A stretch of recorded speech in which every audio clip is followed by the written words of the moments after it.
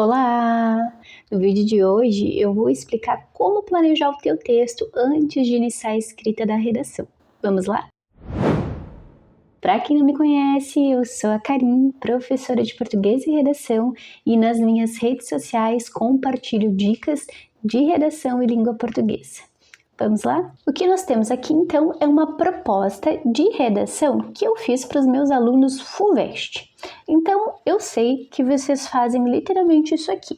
Correm para ver a frase temática. Então, sabendo que é esse comportamento e é natural que a gente faça isso, porque a gente fica muito curioso para saber qual é a frase temática, é muito pertinente que a gente também olhe depois os textos de apoio. Então, eu vi que o tema é sobre amor em tempos de diversidade, limites, direitos e preconceitos.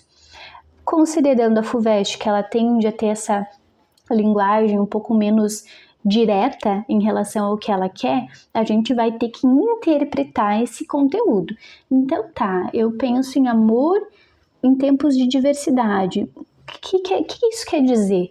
Né? O que será que é essa diversidade? É essa diversidade, né, que a gente tem na nossa sociedade. Tem 1 milhão de possibilidades ali em relação ao tempo em que a gente pode escolher, se a gente quer se relacionar, seja de uma maneira de amor entre amor fraternal e o amor eros, né, que tem a divisão do fraternal, que é irmãos, amigos, e o eros, que é para eu me relacionar com aquela pessoa, né, que eu quero ela como minha namorada, meu namorado, meu marido, minha esposa, é nesse sentido, né, então é essa relação, e aí eu preciso entender, esse amor aqui em tempos de diversidade, o que ele está querendo dizer, esse tipo de amor? Quando eu olho depois para a segunda parte, a gente tem o seguinte, limites, direitos e preconceitos. Então é tendencioso que a gente relacione esse amor a essa ideia do eros, né? No cenário em que eu quero me relacionar, por exemplo, com uma pessoa do mesmo gênero que eu. Então isso é a diversidade. E isso está relacionado com preconceito, porque na nossa sociedade a gente percebe que há muito preconceito em relação a isso, né? Então a gente tem a questão da LGBTfobia, né, que são pessoas que são preconceituosas em relação às pessoas, né, do grupo LGBT, que ia mais. Então, isso é muito pertinente de perceber. Então, o que a gente olha, né, nesse sentido de amor em tempos de diversidade? O que são os limites disso? Quais são os direitos? E quais são esses tipos de preconceitos em relação a isso? Então, esses 3 elementos aqui, eles compõem essa ideia do todo desse amor em tempos de diversidade. Também. Então a gente já consegue ter uma visão prévia em relação a esse conteúdo da frase temática. Agora a gente vai para os textos de apoio para ver o que ele nos transmite também em relação a informações. Então o primeiro texto é um de cunho jornalístico. Nós temos o seguinte: o tradicional arranjo de família com pai, mãe e filhos mudou. Além das formações convencionais, novas configurações crescem e mostram desafios diários enfrentados por mães e pais sozinhos, divorciados que unem as famílias, crianças que são criadas pelos avós, coparentalidade, casais homoafetivos que lutam para que seus afetos sejam respeitados. O que há de comum entre eles é o amor, cada um à sua maneira. As diferentes formas de composição familiar mostram que o gênero, a idade, o estado civil de quem cria não importam, prevalecendo sempre o respeito e a união. Então perceba que aqui mostra também essas outras possibilidades da diversidade, né? Essas novas configurações que crescem. São pais sozinhos, mães sozinhas, divorciados, que unem famílias, crianças criadas por avós, essa coparentalidade, os casais homoafetivos. Então há essa diversidade do tempo, né? O amor em tempos de diversidade. É nesse sentido aqui que a gente pensa o amor, aquele trecho ali inicial da frase temática. E, nesse contexto, a parte dos homoafetivos é que ele cita que lutam para que seus afetos sejam respeitados. E aqui está diretamente relacionado àquela falta, aquele excesso de preconceito, o preconceito em si que a gente tem lá na frase temática. No texto 2 a gente tem o seguinte, é um trecho da música do Lulu Santos, Toda Forma de Amor. E a gente vive junto, e a gente se dá bem, não desejamos mal a quase ninguém.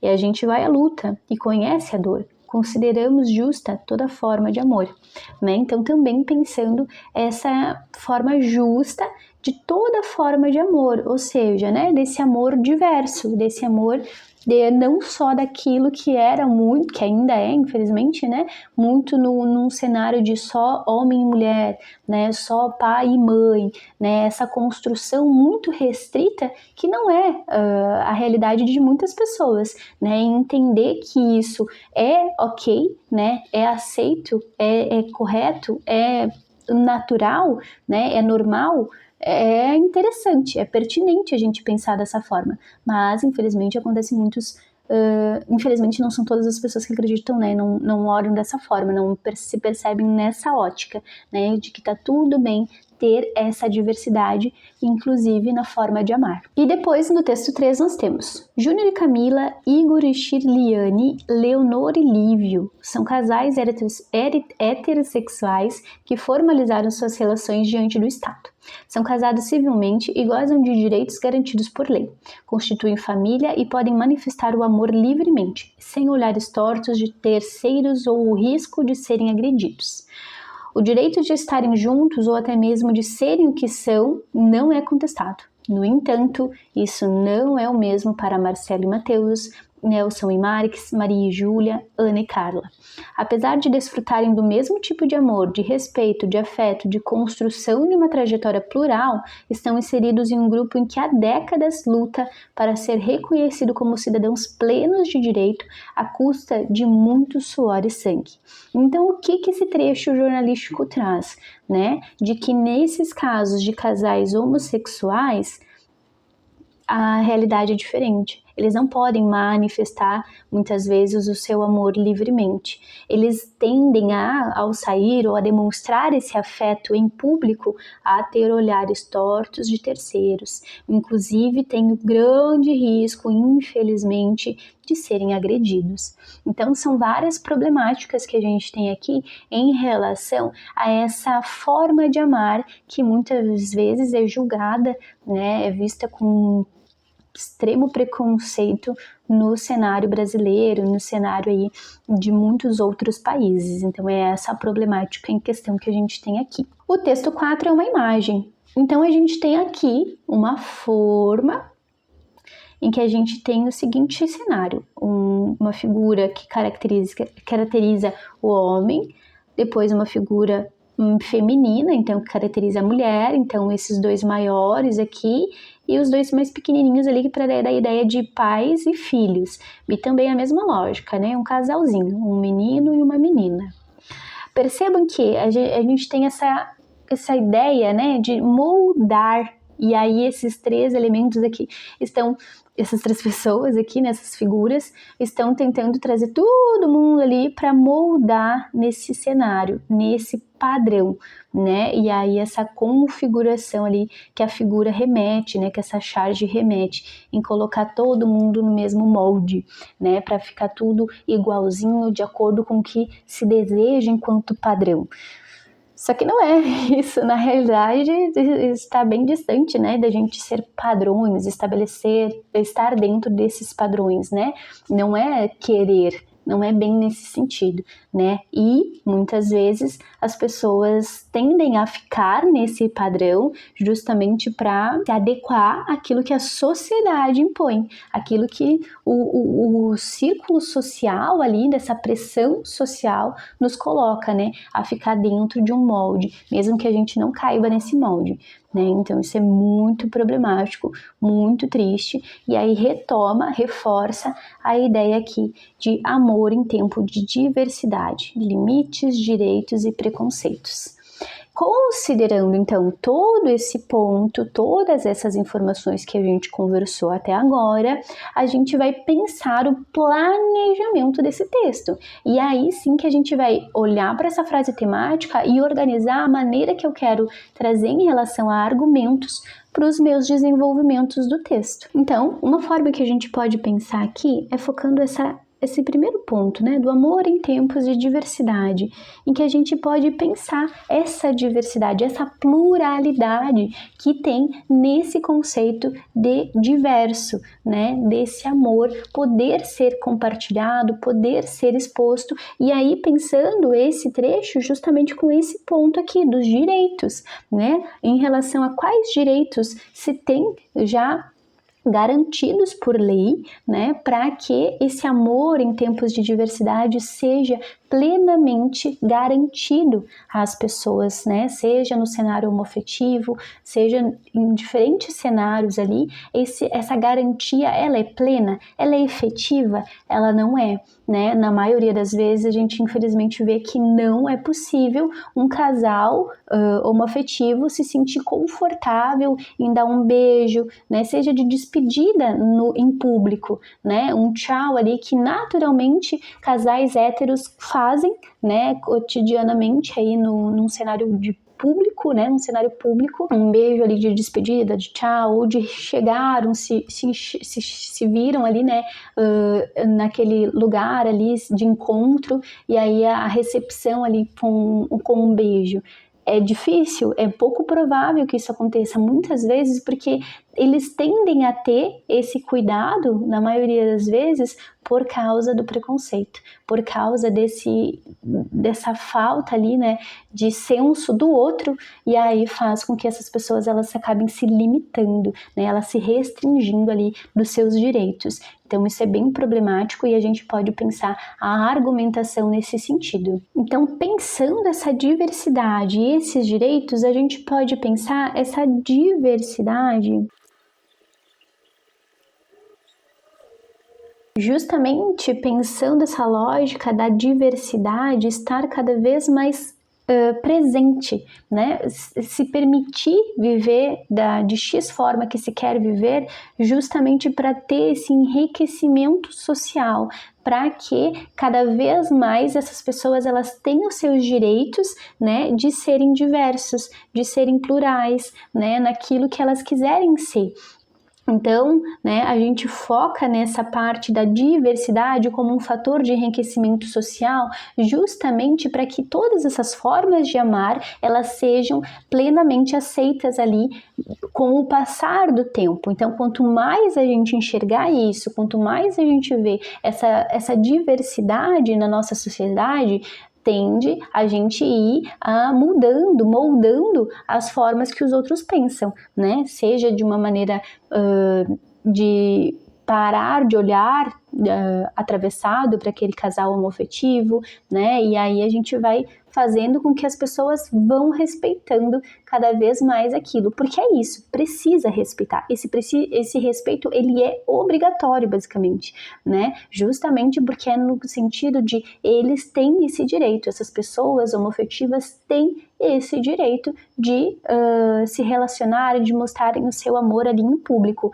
Então, é necessário, né, que haja esse respeito. Então, quanto mais isso acontecer, quanto mais houver, né, esse enriquecimento da diversidade em público na nossa sociedade, melhor, né, nesse cenário ali de reduzir, de inibir esse preconceito, porque daí a pessoa preconceituosa, ela vai ser um número menor do que as pessoas que já respeitam, que já entendem essa diversidade. Então, é nesse sentido que a gente pode trabalhar esse primeiro ponto. Além dessa lógica de direitos e diversidade, a gente pode pensar nesse ponto aqui dos limites, né? Justamente pensando que, embora hoje, né, tenha esse direito garantido por lei, a gente também pode pensar que isso deve ser exigido, né? Bem focando nessa responsabilidade, nesse respeito que eu acabei de falar, é pensando essa responsabilidade social, né? Que vem muito assim no sentido de não ferir o outro, não cometer uma discriminação ou desferir preconceitos ali para aquele outro, né, justamente por seus próprios credos. Isso é completamente errado, né? E considerando que também é crime no Brasil, a gente também tende a responsabilizar a sociedade quando ela pratica algo inadequado, que é crime, que é errado, que está incorreto perante a lei. Então, nesse sentido, a gente também pode pensar essa responsabilização, né, em que o amor em tempo de diversidade, nesse cenário de direitos, também há a possibilidade de responsabilizar, pensando bem essa lógica de colocar eles, né, nesse cenário de responsabilidade, de segurar o BO ali, né, quis olhar torto, falar alguma besteira para o casal ali homoafetivo, vai se responsabilizar sobre isso, né? Então é mais nesse sentido mesmo que a gente pode pensar uma outra possibilidade de argumento aqui. Para além dessa lógica, a gente também pode pensar nesse contexto de preconceito. Então, pensei uma dessas possibilidades aqui para o meu D1, e aí tu pode escolher a possibilidade do que você quer falar, né? Como falar sobre cada um desses temáticas aqui, né? Nesse sentido de argumentos para discorrer, dissertar no teu parágrafo. E no D2 a gente pode focar justamente a parte do preconceito em si. Então, nessa parte, a gente pode citar os impactos. E, inclusive, mas e se eu quiser falar só sobre os impactos do preconceito e fazer a relação de limites e direitos? Pode também, né? Você pode pegar esse ponto aqui como um argumento como todo, que vai ser dissertado tanto no D1 quanto no D2. Você também pode fazer dessa forma.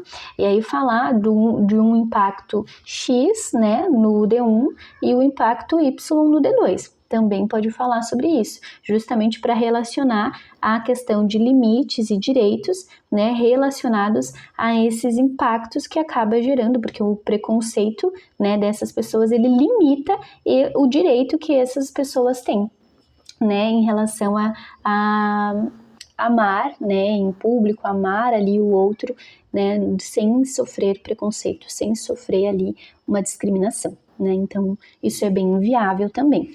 Considerando aqui essa outra possibilidade de que só no D2 você vai falar sobre os impactos do preconceito, nesse sentido aqui, você vai dissertar focando esses prejuízos, né? Então, um prejuízo direto que a gente pode ter aqui é no cenário de agressões, né? Então, um prejuízo de potencial agressão que pode acontecer, né, dessas pessoas que sentem a liberdade de amar e aí quando fazem isso têm um potencial de serem agredidas, né, em público. Então isso é muito triste e é um impacto gigantesco do preconceito. Inclusive tem diversos dados, né, do Brasil estar em rankings ali de ser o mais violento em relação a pessoas LGBTQIA+. Então isso é muito triste, isso é muito problemático e é o impacto direto, né, desse preconceito na nossa sociedade. Tá? Um outro impacto, para além, obviamente, do físico, é a questão da saúde mental, né? Os danos que causa na saúde mental dessas pessoas homoafetivas, né? Então a gente também tem um dano gigantesco nesse sentido, porque essa pessoa ela se sente coagida, ela se sente intimidada, né? Ela não consegue ali ser quem ela quer ser por medo, por receio desse preconceito que está velado na nossa sociedade também. Então, nessa parte dos impactos, a gente tem alguns exemplos, né, para elucidar esses prejuízos, né, esses danos, esses obstáculos e desafios que a gente tem na nossa sociedade em relação ao preconceito de todas as formas de amar, né, como o Lulu Santos traz lá na música dele. Tá? Então é isso, eu planejei hoje para nós conversarmos muito mais sobre esse planejamento e organização das ideias, de como a gente pensar a frase temática, como a gente pensar os textos de apoio ali para fazer relações aqui para o nosso planejamento de ideias, seja no âmbito bem argumentativo que a gente focou aqui e até mesmo na questão de repertório externo, né? Repertórios que a gente pode trazer para fundamentar o nosso texto. Por exemplo, aqui nesse caso de direitos e diversidade, a Declaração Universal dos Direitos Humanos, a própria Constituição também, né, que é muito conhecida, mas na FUVEST não é tão interessante a gente trazer Constituição, né, não é muito pertinente porque isso é muito cara de Enem, então a gente deixa a Constituição para o Enem. Aqui a gente pode variar, né, esses outros elementos. Pode também trazer o cenário aqui de interpretação do próprio molde, né, que a sociedade impõe nos indivíduos, né, no coletivo, para que se adeque a um cenário em que é plenamente inadmissível, né, nesse sentido ali de padrãozinho, né? Então isso também é conhecimento de mundo, isso também pode ser trazido ali para o teu texto para mostrar que você tem propriedade sobre a problemática que é se colocar em um molde, se colocar em um padrão. Tá bem? Então é isso, se você gostou deste vídeo, deixa teu like, te inscreve no canal e se você quer ter a tua redação corrigida por mim, clica no link do WhatsApp que tá aqui na descrição. Até o próximo, tchau, tchau!